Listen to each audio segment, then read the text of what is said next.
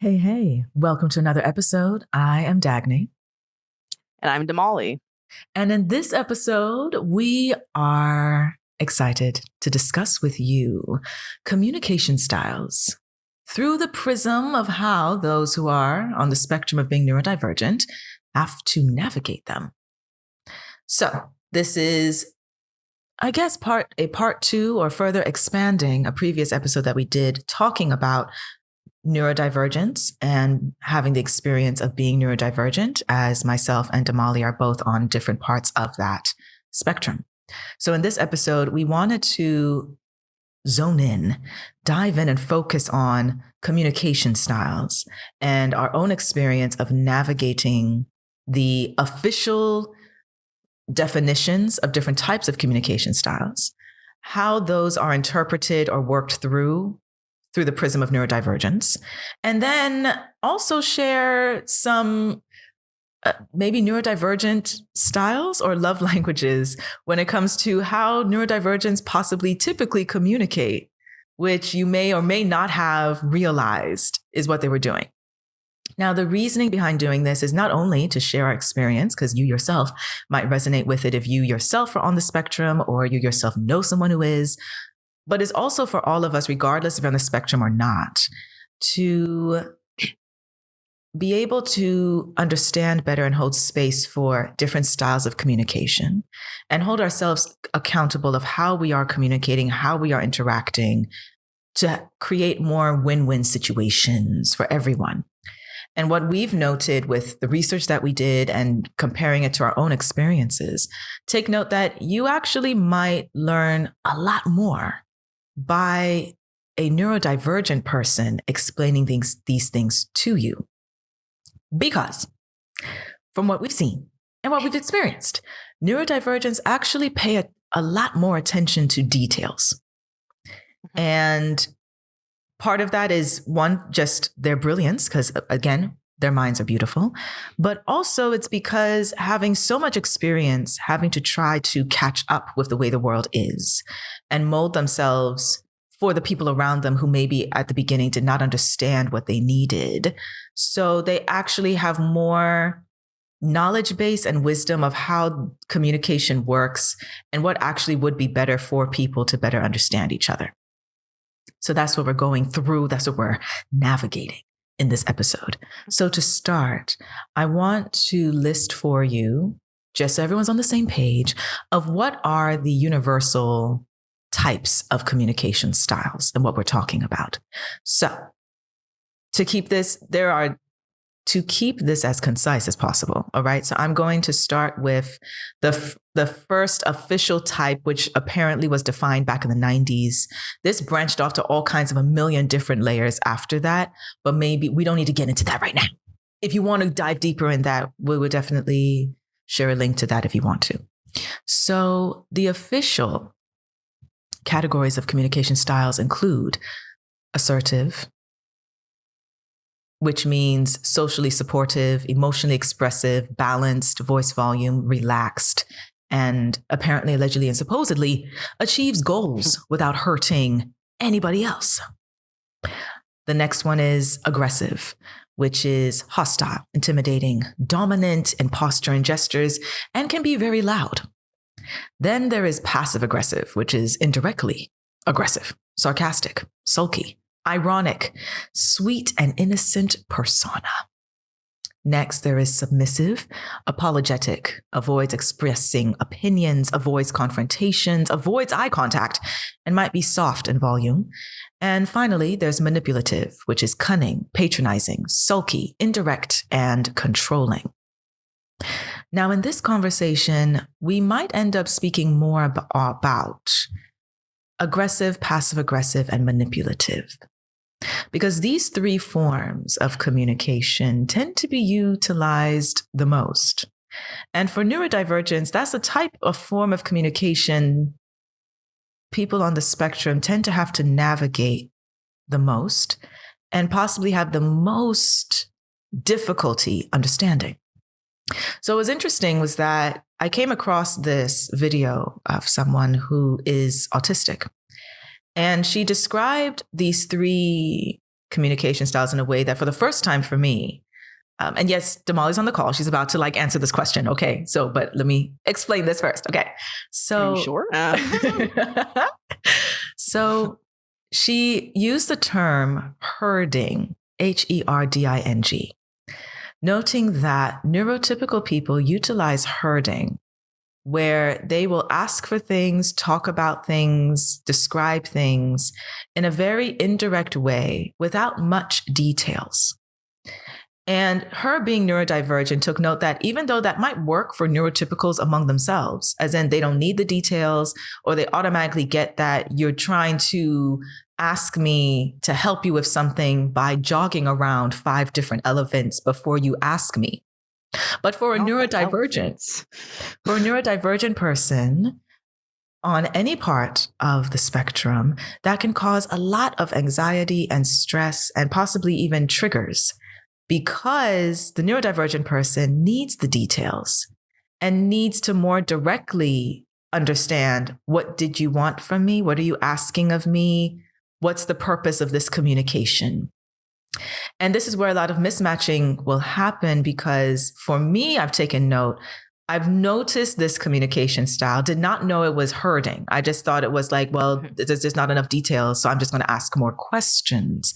But I would internalize that to feel kind of anxious of like, what, am I the problem? Or did I do something wrong? That's why they're communicating with me in this way. So moving into how we navigate these communication styles with experience as well as research. I'm going to throw this now over to you, Damali. As we do. As a neurodivergent, also on different parts of the spectrum, how have you found, when it comes to navigating these different communication styles and developing or evolving your own communication styles with that navigation? I just don't talk to people, I just I just don't. I just, like, what did you say? We just bark at people and don't talk. Oh man. Yeah, it's definitely been an uphill battle. I mean, the older I get, and now that I know more about neurodivergence, it's easier to figure out how to communicate with people. But much of my childhood and teenagehood and college, it always having to deal with people that don't speak to me the way that works for me. Or speak in a way that confuses me, or use you had brought up herding, which I also hadn't heard of herding before either. Like this sort of double speak, where you kind of don't directly say what you need to say, but you say it in a weird way to get someone to do something for you.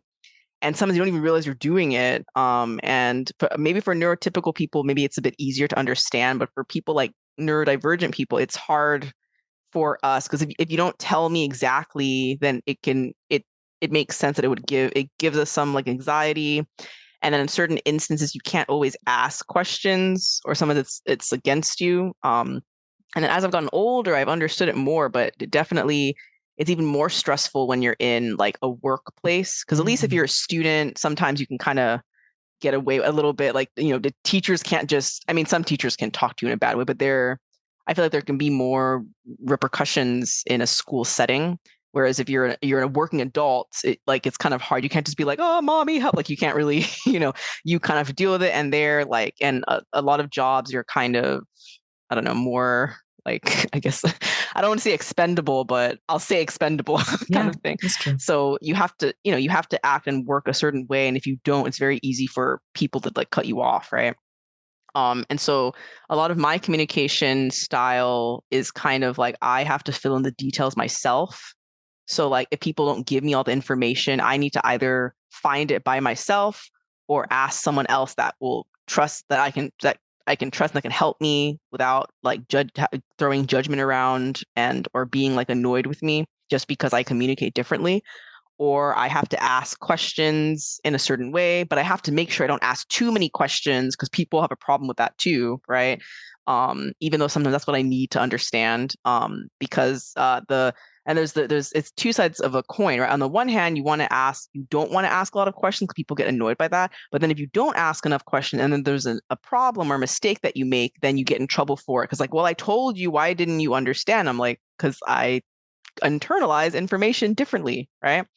And even it makes me think of things when I was younger as well, where I would say like give a lot of details about things. And I used to think there is like, oh, there's something wrong with me giving a lot of details. Like, no, there's not. I just communicate differently, and other people are just they see things differently.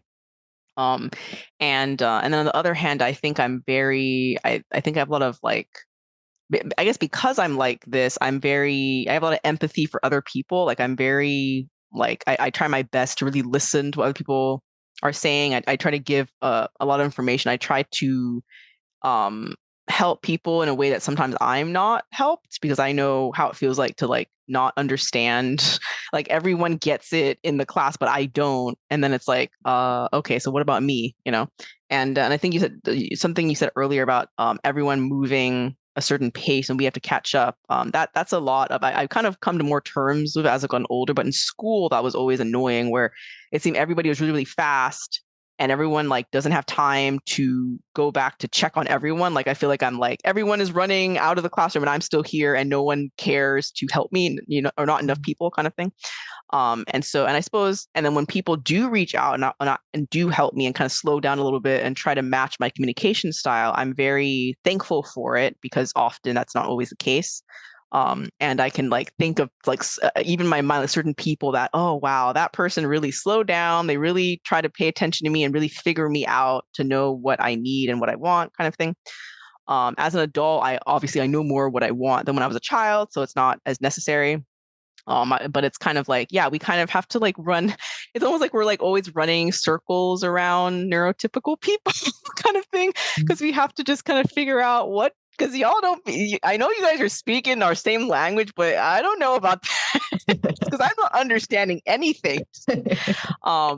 Yeah, because it's like the way people, and even the way people explain things like, or people not want, like, it's like someone's like, take my time to give details or give information about stuff, and then it seems like people don't take the time to look and they want to ask questions as if to like this has happened not so much now but like in the past sometimes where people try to, if they don't understand something or they didn't care to look at something, then it's like it's my fault kind of thing. Like it's like I did something wrong when it's like, no, I was fine. You just don't, you just communicate differently and don't want to have patience or look at things at a different perspective.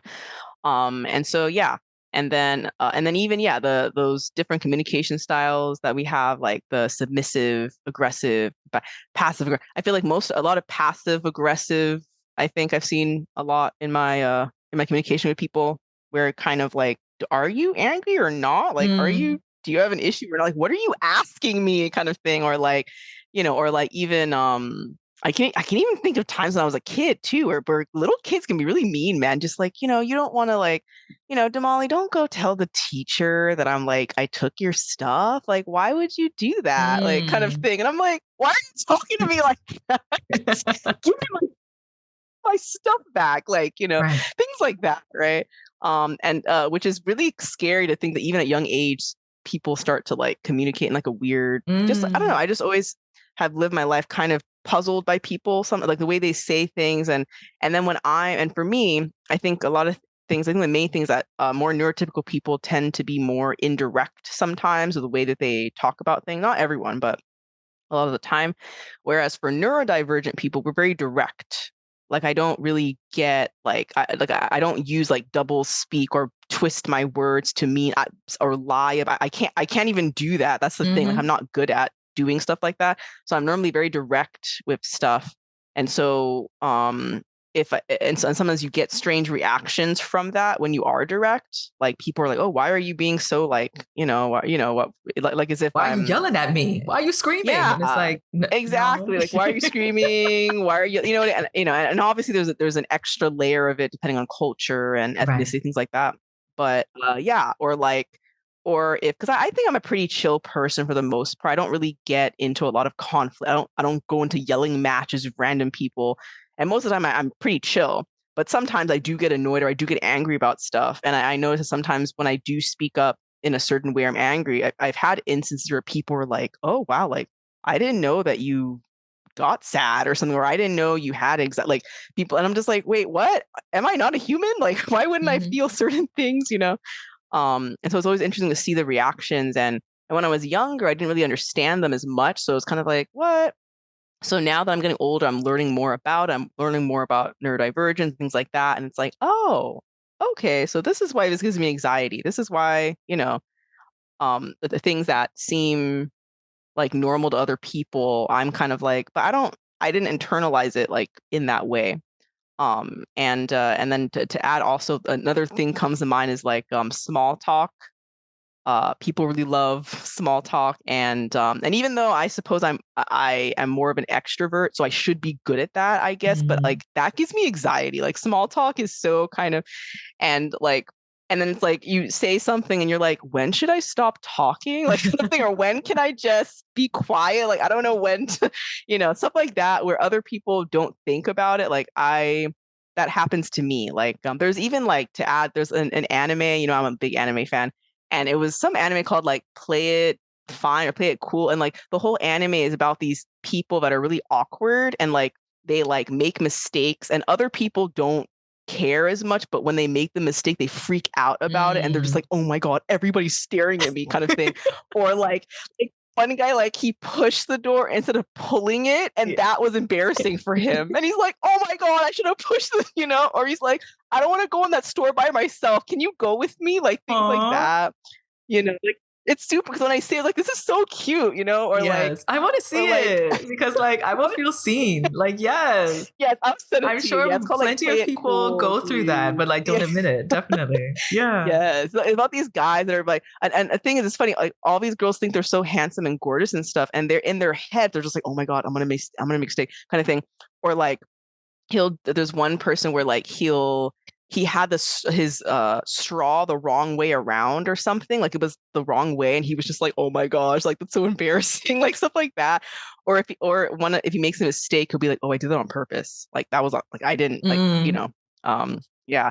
And or one more, there was one about the phone, like he's using his phone, but then he's looking, he doesn't realize, he's like, oh sorry, I lost my phone and I couldn't find it, so I'm just gonna come to work. And then his friend was like, but what are you using right now? Oh, my phone.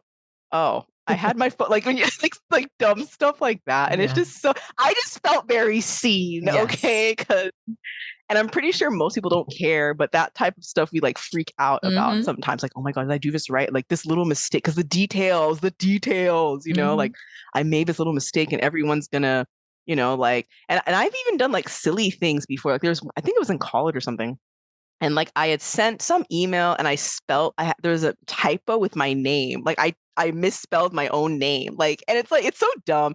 And I remember being like, "Oh my gosh, this is so weird. Should I send it again?" And so I sent an email again to be like, "Oh, sorry, I put a typo." And it's like, just correct my spelling of my name. Like it's so Yes. dumb. Like, and nobody cares, Right?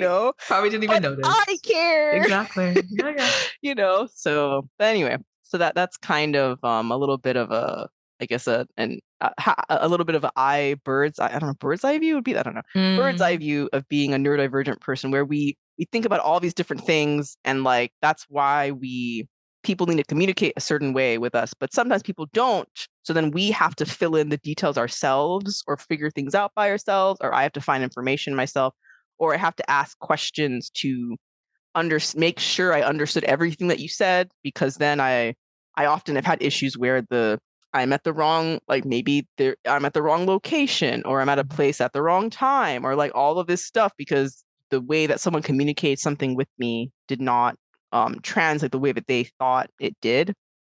And this of course comes out along school, but it's also really important in the workplace. And especially in the workplace, it's like everyone needs to be on the same page, or Mhm. else things won't move forward the way they should. So that's a little bit about that. So Mhm. I'll put it back to you, Dagny, about how do you feel about your communication style and dealing with other humans, Right. I too basically. sometimes would like to feel like maybe I just should just not talk to humans. Like it's Yeah, fine. just Like stop talking. I'll just stop talking.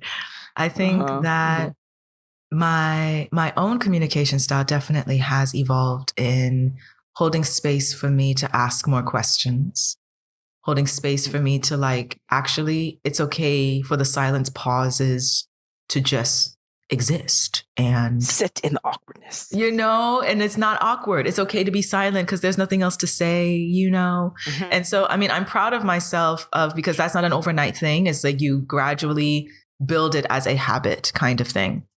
And it's helpful, at least so I know that I'm trying anyway to show up as best as I can or as collaborative as I can. Whether or not that actually comes as a result that the other person understands me or the other person is reciprocating that energy, well, that's neither here, there, anywhere, all at once, depending on the individual. So I've also had the issue of either in the workspace or just among other adults where I can take note that I don't understand or I'm not catching on to what the priority is here or what is I sometimes will see it as a game because of how indirect it is. I get triggered of like, so you lying to me? Like when maybe they're not, but to me, it just, I'm coming, my alarm system will go off of like, I think this person's lying to me because what I can sense that they're not saying what they want, or they're not saying the real thing to me. But why? Because what prompted that? What you could have just flat out told me what it was. And so what I've had experiences of people using that to play this deal of I'm the problem or I've caused a problem. Like in the workspace that has occurred for me where because I'm also very detailed. I will ask, okay, this is what we want done. Okay, I'm asking all the questions. I will write it out. I will put together a report or an outline to make sure this is exactly what we're doing and all of that. And then I will go ahead and do it. And then they'll turn around. That's not what we need anymore. That's not what we're doing. Or, well, I wanted you to do something else. Or, you said we agreed to Friday. Why on Tuesday you're yelling at me that it's not done? I thought you wanted it on Friday. Like I have it scheduled for Friday. What are we doing? Where is this going? And then, but I could sense in that with that incident or others where I'm like, I know what you are trying to build tension around is actually not the source of your problem, but you're not actually communicating with me with what the problem is. Like, why are you mad? Like, I know it has nothing to do with this because nothing is broken. So why are you making it seem like I've caused an issue when I'm the one making all this effort to try to not make a mistake? Or with people outside of work, and I'm also not getting like, wait, did you want me to come or not? Like, are you inviting me or not? Like, am I a part of the group or not? Because I don't want to force it. Like, it's fine. I don't need to come, And sometimes, like you noted, when it's so beautiful, when some people slow down and take note of that, of like, wait, Dagny, you are coming, right? Because we really want you to be there. Like, I know you're new, or I know this is your first time, but like, you should come. I'm like, oh, okay, yes, then I'll come. Thank you. Because usually I note for me, which I try to work on, because I will automatically like exclude myself kind of thing before anyone said, no, Dagny, we don't want you here. Like I will automatically just assume I'm probably going to be abandoned now. It's fine. I'll just go first, kind of deal, which I'm working on. I'm not in denial about it, but it's so beautiful when people take note of like, no, Dagny, here are the details. This is the time and space and that sort of thing. Because indirectly, I've had experiences of we're talking in a group, but you don't really want me to be there. So you're not giving the details. Or if I ask for it, it's on the chat, but I'm not in the chat. Oh, but it's on my other phone. And it'll be like, wait, what? I lost my phone. When we could just be like, you could either one, just don't discuss it in front of me because I'm not invited, or I don't know, that type of stuff will happen. And of course, when you deal with that, you, of course, for a while, you naturally just create self-defense mechanisms to prevent it from happening. So that's why sometimes, not sure if this is everybody on whatever part of the spectrum, but the notion of like, oh, you're not really around, or we didn't think you were interested, or when it's like actually the person didn't feel invited because the communication did not directly let them know that. Yes.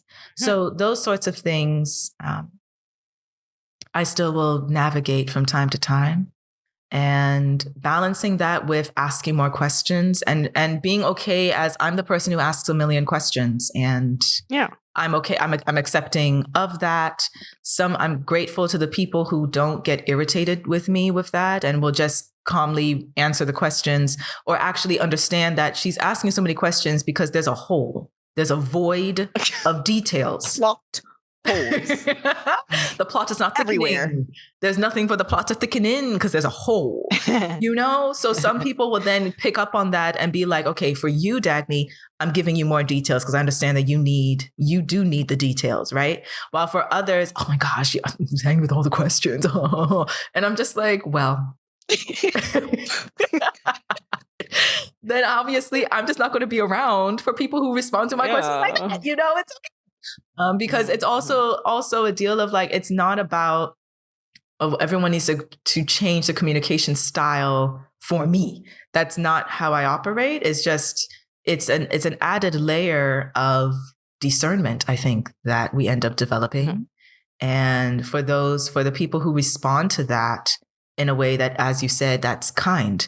And it's like, okay, no, I can slow down for a moment and try to understand what you need right now. Or next time I'll also ask, hey, Dagny, do you have everything that you need? Do you have any other questions or something? That's holding space for that. I appreciate. For others who have to be dismissive about it, I'm like, okay, well, I'll just figure it out myself, and you probably won't see me around for a while anyways. But it's a constant. There is no, it's part of the lifestyle, really. Like, it's not something that ever stops. Mm-hmm. And I think that's where communication sometimes can be exhausting, or the deal of feeling like I don't think I need to talk to anybody for a while. I'm just going to take a break. We're going to take a break. So there's another, I don't know if she'll call her, well, she's an author, content creator called Jackie, who is openly neurodivergent. And sometimes she will post things where I feel seen, because she will take note of sometimes maybe it'll be nice if like we had just like a neurodivergent club. Because I just feel like if we talked among ourselves, an island for ourselves, because we probably would be more caring to each other because of how we are, sort of deal. And I'm like, she's not wrong, not to completely discriminate from others who are not on the spectrum, but there's so much room to just hold space more for each other and be more caring for each other. And one group having to be that because they've been needing to fill the void that they weren't getting from others. It makes sense to feel like, well, you probably would feel more heard or more seen by somebody who also has had to deal with the same things you are dealing with when it comes to communication. So I feel that is a perfect possible segue into the communication styles or the love languages that neurodivergents express themselves in, which if you are on the spectrum, you would possibly see yourself in these descriptions. And if you're not, you possibly it might click for you that, oh, I know somebody who expresses themselves like that, which at first I kind of thought was different, but okay. Or if you actually care about people who are on the spectrum, knowing these things may help you to understand when you do need to pause, because you are possibly going faster than them, and maybe start asking some questions. So Damali, I'll let you describe these neurodivergent communication styles and love languages. Right. Yeah. So to piggyback off of, because we're always piggybacking. There's certain styles of things that I didn't know what they were at first, but then I realized I do them. And so apparently there's one that's called info dumping. I don't know if anyone knows about that one. Info dumping is just you give a lot of information and details about things that maybe you don't need to, but we need to. I think I am able to I control this a little bit more sometimes, but not always. Like even with texting and things like that, like I'm always the one that has more to say and all these details, all this information. And I'm like, and I make it into I mean, I have some friends that are like, okay, bring on the novel, like bring on the novel. And I'm like, I'm always like, thank you for coming to my TED Talk. Or I'm like, read each text message per day so it doesn't get too much, like things like that. And yeah, it's like you say all this stuff and dump all this information. I'm like, I'm excited and I have all this stuff to say. So here's all these details, and my emails, all this information overload kind of thing. But I've gotten a bit better. I'm more aware of that. That's one of them. Another one is I think it's called parallel play, which kind of makes me think of like both people being silent in a space and not having to interact. So you can be both doing the same thing or different things in the same space, but you don't have to talk to the other person or interact with them. And like you're very aware of that person, you observe how that helps you, but you don't have to interact. And I like that too. Like being able to, I think if there's anyone you can be in a space with quietly without needing to fill the space of words all the time or interaction, that's probably a pretty cool person to be around. Another one is called support swap. I don't even know if this is a word but support swapping. It just means that you like to help people that help you and then you help them back. Like it's like I scratch your back, you scratch mine, which I think I've talked about this a little bit when we talk about friendship and stuff, where I really appreciate it when I feel like I'm getting things reciprocated. Mm-hmm. I feel like a lot of time, I don't know if it's also the focus on details for neurodivergent people, but like I've had that issue of like feeling like I'm doing more for someone than they're doing for me. And it's not that I do something so that you'll do something back. It's just, it's nice when it's 50-50. Like I do something nice and you do something nice and you do, kind of thing. Or even simple things like people that text me before I text them, like little details like that I like. So I'm not like, am I the only one texting all the time? Are you going to text me at some point? That's one of them also. Another one is, gifts. I really like giving gifts. I like, even though I'm not very good with my hands, but I like making gifts. I like receiving gifts, but I really, really enjoy giving them. I know in the past I've had situations where I give a gift and I don't get the response or reaction that I thought I would from the gift. And then I'm just like, no! And it just destroys me by myself in a corner in my mind, but it's fine. Whatever. And then I know Dagny there's acts of service. Love the acts of service, right? Always but wanting to be helpful in some way. And then another one is like being, this one I think not so much for me, but I guess if you're maybe on a certain like autistic spectrum, it's called like please crush my soul, which I was like, what? So basically that's like when you're having a lot of emotional anxiety or emotional or a lot of sensory overload and you need someone to like hold you, like someone to like hug you to make to act as like a shield for that person. I think they even have like machines like that. Like there's machines you could buy, I think, that like hold on to you when you're feeling like there's too much. And that makes me think of that. There's a K-drama called The Extraordinary Life of Attorney Wu or something, which Dagny, you still have to watch. I still need to watch it. Yes, and she is autistic. Oh, spoiler. Oh, she's autistic. That's like a big deal. So, and there is some scenes of that where, and thankfully she knows herself well, so she knows when she needs to be held, kind of thing. I don't think I have that much of that, but there have been some moments where I'm just like, I kind of want to hug, and there's no one to hug, so I guess I'll just have a blanket now, kind of thing. Or here's my pillow. Like, exactly. Like actually, I didn't know that's what it was called, but yes, I do experience please that. crush my soul. But that's so like violent. Like, dang, okay. But no, I have. Yes, but I have experienced that of noting like it feeling overwhelmed. Yes, or overstimulated. Yeah. Oh, yes. There you go. That's the word. Feeling overstimulated. And I've developed for myself because, like, you may not always ever have people around to actually trust to give you a hug. So I will do, will hold myself, even if I'm and that actually works apparently. Right. Yeah. Or I also will start humming to myself. And that also helps a little bit sort of deal, but it tends to, depending on how wide or how loud the overstimulation is. Yeah. So, okay. Now I know. I didn't know that was like an actual thing. Apparently It's Yeah. called Please. And then like the picture of it was some like person's like their body it's like puzzle pieces like falling apart. And then when they get hugged, Oh, it comes right back together again. oh, That that's was like a picture that came up. beautiful. And Okay. I was like, Okay. oh, I get that. I get that. Yeah. And I also like I also like to give hugs Mm. to people. And I'm the kind of person where like even if you don't like hugs, I'm gonna hug you anyway. Like kind of that's kind of how I am. I'm sure Dagny can attest to this. Mm. Um and I'm kind of like, yeah, I'm still gonna give you a hug. And then I'll even give certain hugs. Like I know with our, people, we have a brother, there's a brother in the family. And Mhm. like, there's a special kind of hug that we have, like a little like pat on the, the kind of thing. But I Yes. still give him when I want to. Cause I'm like, I don't care if you think you're too cool. I don't care. Like I'm still gonna give Mhm. you a hug.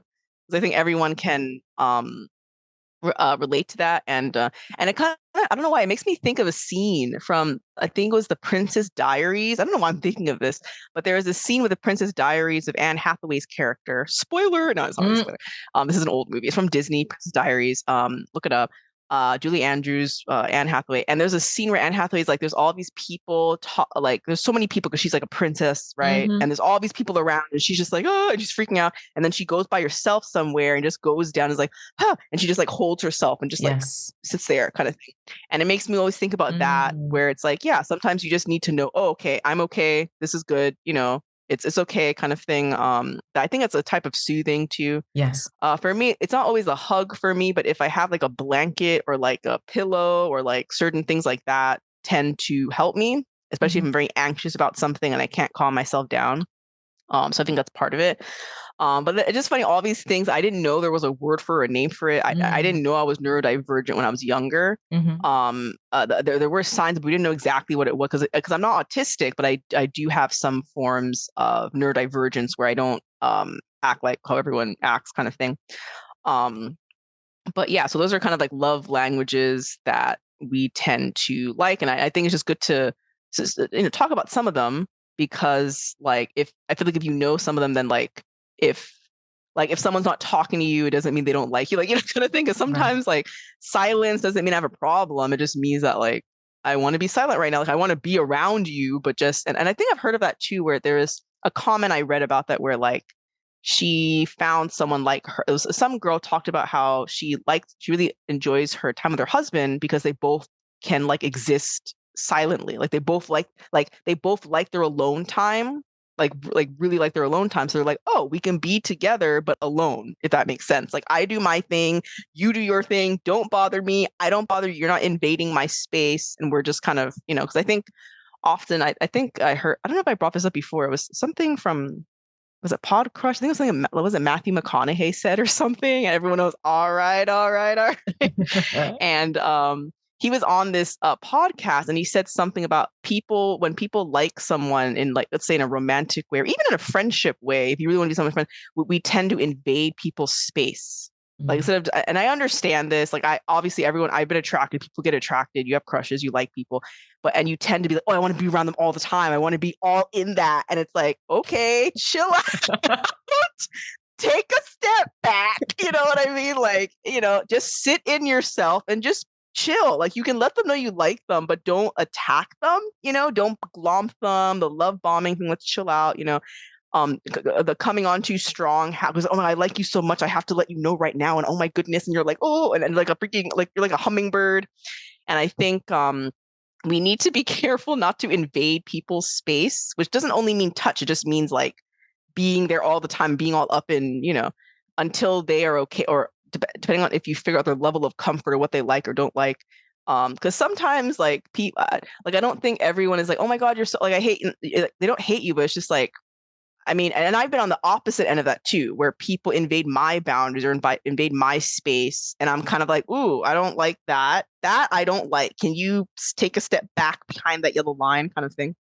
And so, and that's another thing. I mean, it's more of a behavior and stuff like that. But for communication styles, I think it's important. Not that everyone has to change everything, but just be more aware of it and kind of, if you can, slow down, or even if you can't slow down in the moment, maybe like afterwards, like, sometimes I send text messages. Like if I relate some information and maybe I don't know if everyone got it, I'll write it out or I'll text everyone or do like an extra layer of communication, whether it be email, text, whatever. to kind of make sure everyone like understands what's going on. And I also have to kind of be, because I'm like, I mean, we're accommodating, so I feel like, neurotypical people can also be accommodating, where like sometimes I give too much information, or I give too many details about things, and I don't know that helps. Details help me, but other people might not really need that. So I have to figure out like, how do I write this in a way where there's no details, because you don't need details, so let me just remove them, kind of thing.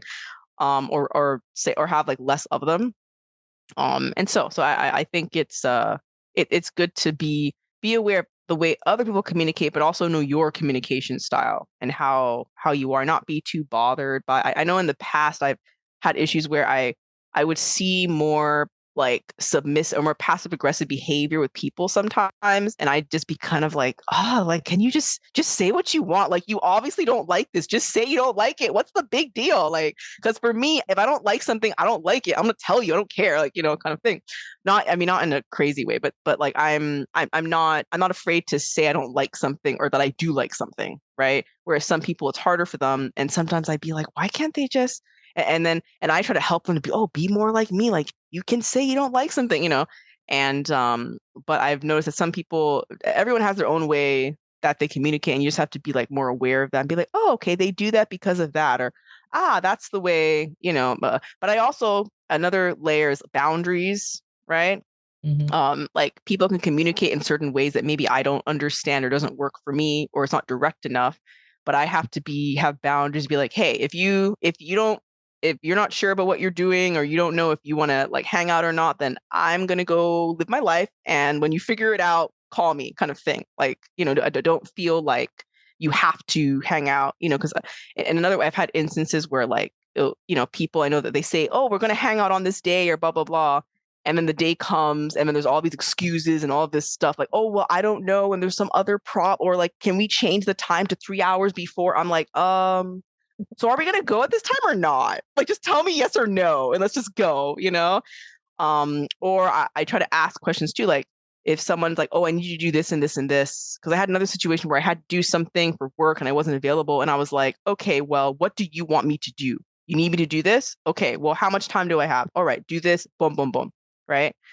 Direct stuff works for me. The whole weird like double speak and like strange, I don't really know what you're saying to me, like, well, maybe, but not really, that kind of stuff, I'm just like, I can't, like, and I'm going to ask you questions and ask you more questions, because I don't want, and yeah, I just but it can, especially for new, like, if I'm used to a location, it's easier to figure stuff out. But when I start like a new job, or or something new, I'm always like, I know I'm going to be stressed out. Like, I know there's going to be anxiety because of like how I communicate differently. So I always have to, there's so many things I have to do to be like, I need to be on time. I have everything like organized a certain way.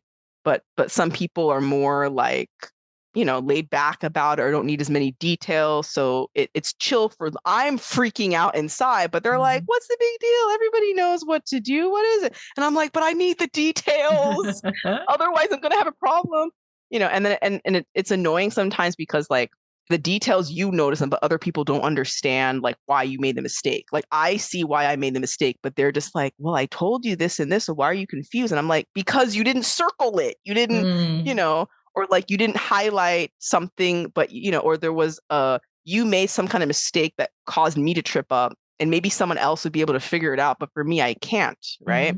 So it's always like, we have to kind of be our own guides, and figure out this labyrinth of communication, because people don't say what they mean, or don't mean what they say, kind of thing. And for people like me, that normally I say what I need to say, and I don't like, I don't even know how to do the double speak, or, oh, I'm trying to get you to do what I know. I'm like, it's yes or no, or it's this or that, like, kind of thing.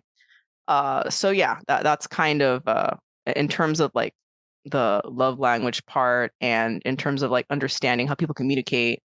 We need to, like, that. I think that thing we're always saying, hold more accountability and more space for the way people communicate, and don't be so quick to be like, why can't you do this, or why don't you get this? I'm like, maybe they didn't. Maybe you thought, like, because we kind of perceive things, right? Like, and like, and you're not in the person's mind, right? So like you assume that they got it, but like they didn't. And you're like, why didn't they get it? Well, I don't know. Ask them. Like, it's the same thing if someone's like acting weird about something, you don't really know why, and then you find out something sad happened to them. It's like, well, you didn't know, So I think just trying to be more open and more like, oh, well, or when someone's like, I'm better when I'm older, but when I was younger, like if someone was angry about something, sometimes you assume it's about you. You always assume like, oh my God, what did I do? But sometimes, and then you find out, oh, they weren't even thinking about me. I thought I did something wrong, kind of thing. Yeah. So it's tiring. It's definitely, it expends a lot of energy being around people sometimes. It does. It's the only way I can end it. Wow. Okay. People are awesome. It's great. But I will say one more thing though, that I agree with you. I love people that slow down for you. And even if they don't understand, sometimes I've had friends or people, they don't understand me fully. They don't get it, but they hold space for me. And they're like, oh, okay, that's the way you do things. Okay, that's cool. Then we'll do it this way. Right. And like, oh, okay. Like, oh, you don't get that. Ah, okay. I really appreciate people like this because it doesn't always work, Some people are all these stories that come to me because of neurodivergence. One more story. I had another issue too where I think I was at the post office or something, and I was trying to figure out how to use a machine, and it was taking a while for me to use it, but I needed time to figure it out because details. And then here comes this guy behind me, all huffing and puffing, and he's all impatient. He's like, "Oh my God!" Like he has stuff to do, and I'm just like, "Okay, is there an emergency? If not, then can you buy?" And when I was younger, I think I would get more stressed out where I'd be like, oh, I'm taking too much time. Let me get out of the way and let him work with it first. But instead, I breathed, I waited, and I'm like, this will only take like an additional 5 minutes. I think he can hang out. And so he's all huffing and puffing, and I take my time. I block him out and I just breathe. And because like if I listen to the huffing and puffing, that will distract me more with my neurodivergent brain, right? Granted, he doesn't know I'm neurodivergent, right? So I have to do it myself, right? And then eventually, I did my thing, and boom. And when the guy huffing and puffing, he did his thing and he left, and it was no biggie. So the things like that definitely like in terms of the communication, you can't always get people to communicate with you a certain way. Sometimes you have to do it like yourself and be like, okay, well, this is what I need to do to slow down and figure out what I'm doing. So yeah. Let me stop before I keep going. There's so many instances, like being neurodivergent, like, oh my goodness, like it's so hard, man. It's gonna be so hard. It's a magical experience depending on your perspective. Magical is okay. Yes, sure. Okay. Magical. Great, we'll go with that. So yes, in terms of, because I think, yes, we're getting close to wrapping up. 10 hours? I know, right? And looking at takeaways or solutions with this, I think one, when you're thinking or focusing on your own communication style and how you're interacting with others, I think it also, another layer to that is also making sure that try your best to not take everything personally. Yeah. Because I too have had experiences of not fully understanding when people say stuff like, oh, hey, it's been so long. I haven't seen you in a while. Let's do lunch next week. I'm like, yeah, I would love that. It all the time. Exactly. So next week will come and I'm like, well, I haven't heard from them. And before I would do the deal of like, oh, hey, following up for lunch. And they're like, what lunch? What are you talking? I remember. And I'll be like, wait, what? Oh, I thought. But you told me. Why did you lie? Why did you lie to me? So things like, phrases like that, or of like, oh, I've heard so much about you. And I'm like, okay, what did you hear? No, I just meant that. Oh. My gosh. So I think, unfortunately or fortunately, for me, I take words very literally, right? Because the details are important. Details. So that ends up understanding, having to balance, don't take it personally. It doesn't necessarily mean everyone was lying to me, or it doesn't necessarily mean that everyone was rejecting me. I just don't understand why they would say something they never meant or were never going to follow up on ever, but I don't have to take that personally. So understand that trying to balance that, because if you are someone who takes things very literally and needs details and is very like on top of details like that, communicating with others who either take that for granted or don't need that can be triggering for you, right? Because it does feel like you're being lied to, or it feels like you're being rejected. And then that triggers like, oh my goodness, I can't trust this person, or I can't trust this or that. And then you either remove yourself when you didn't need to, or respond to things in a way that maybe you didn't need to either. So when we're talking about, hold yourself accountable for your own communication styles, I think the most, from the when we started at the beginning about the different definitions, it did sound like assertive is the most wholesome style to utilize. Now, the thing about assertive, though, which is interesting, is that communication styles is not only how you think, but it's also how you were brought up and what culture you come from. So we are noting that you do have to hold space for the fact that someone who's being the opposite of assertive may not necessarily be trying to lie to you or be mean or cause you a problem. It's possible that, well, one, it's possible that is what they're trying to do. So, I mean, yeah, okay. But yeah, sometimes that is the thing. They are messing with you. That was the thing. There's no reason to give them an excuse. That was the thing. But another times, it's possible that they come from a culture where actually being assertive is considered rude or insulting or disrespectful. And so they won't do that, not because they're trying to lie to you, but actually that's just the way, that's what they're used to. That's what they've been taught. And this is not only, and you can even have this in multiple countries, or you can have different variations of this in one country. So as a frame of reference, in the US, we have differences between the North and the South and the East and the West, right? Where like the indirect or slightly submissive or maybe can be considered passive aggressive. Some may say that's more of a Southern thing in terms of how we communicate, while the assertive and possibly aggressive could be more of a Northern thing in terms of how people communicate. Where New York comes to mind. They're so rude. Exactly. Where y'all may think New Yorkers, which there's different boroughs of New York. So the different boroughs actually have different accents. But stereotypically, we think New York is one particular accent. Like, I'm walking over here. Can't you see me? Like that type of vibe, making it seem like they're always angry. When no, they're not always angry. It's just the way they communicate, because of, they're living in the Big Apple, which sometimes is Gotham. They need to be more assertive to, navigate their city. Okay? Batman be like just, in the dark. Batman just be chilling. The Joker just be chilling out there like that. You got to be assertive dealing with the Joker and the Penguin. You know what I'm saying? While differently in the South, where we can be a bit, we take our time with things. So, we might indirectly insult you while talking about iced tea, because that's how we do it, right? So it's funny. Wait, what's that saying? Bless your heart. That's yes. That's right. Bless your heart. Bless your heart. That's not a blessing. You don't want to do that, do you? That's not. She is not blessing you. If a Southern person tells you bless your heart, she's not blessing you, honey. No. She literally just roasting you, but in a very kind, polite sounding way. Okay. That's very indirect though. Exactly. So it's funny to take note of with communication styles.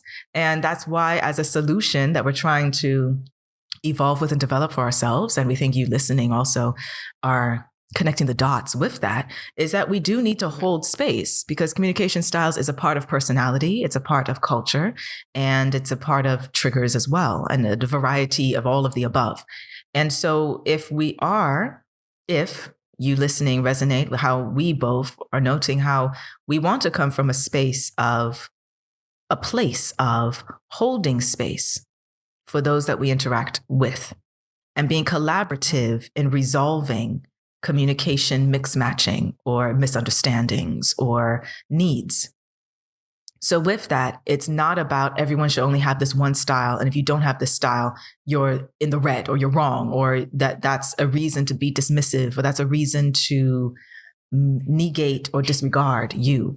That's not the focus. It's more of understanding of like, okay, when you are interacting with someone, obviously you want your point to come across and you want to understand them. So hold space for how they are communicating and try your best. We know you can't be in their head, but try your best to not take for granted that what you need is what everybody else is okay with. So if you're somebody who doesn't need details, don't take for granted that the person you're speaking to does or needs a different type of detail. Exactly. Even if you guys are speaking the same language, it can still be different.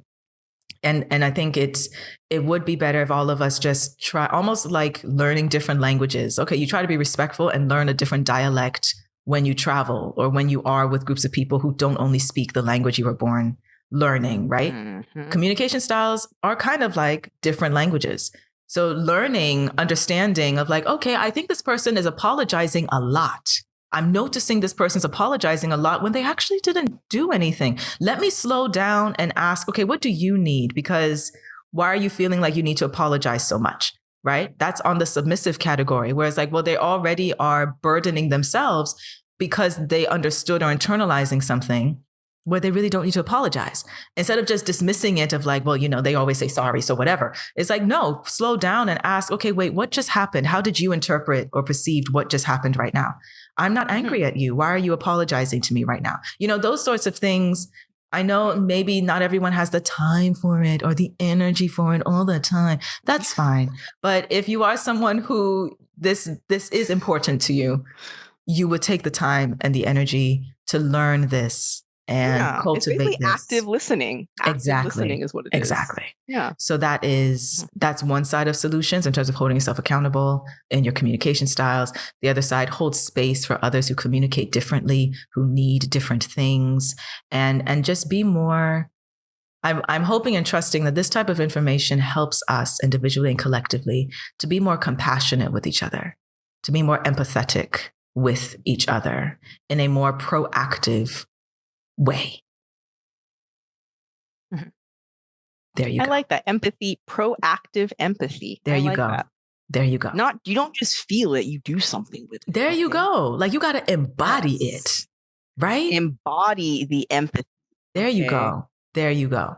Like neurodivergent people normally do. Exactly. Like because it's true. Yeah. We really like, I think I brought this up before too about like, I feel like I have too many feelings. Like I feel too much, or like people have like 10 emotions and I have like 50. Like what's wrong with me, But I think it's just, we need to be more aware, people, active listening. Even if you obviously don't always have time to be like, hey, what's going on? What did you perceive? But, just be aware of it. Try to be more active, maybe bring it up at a later time. Text the person, email, hey, did you get what I was, what's that saying? Are you picking up what I'm putting down? Right? Yeah. I guess, should we stop here? There's so much more to talk about. And I feel like we're like, this could go on for like 10 hours. Indeed, but, indeed. But I think in terms of the common thread of living as a neurodivergent or existing and thinking and expressing yourself differently, I feel that would probably be a topic that will continue diving a myriad of subtopics in, right? So we hope you enjoyed this conversation. As always, let us know your thoughts on this. Let us, in terms of your communication styles or how you navigate them. Also, let us know if there are certain subtopics about these types of experiences when it comes to being on the spectrum or navigating different people in different spectrums. Let us know. And if it's something that resonates with our experience, we will definitely include it in a subsequent episode. So thank you again for the conversation. I enjoyed this. This was fun. Even learn something new about myself. Actually, what's funny is like you learn is like you know yourself, or you graduate knowing yourself, but then learning like, oh, there's a name for that.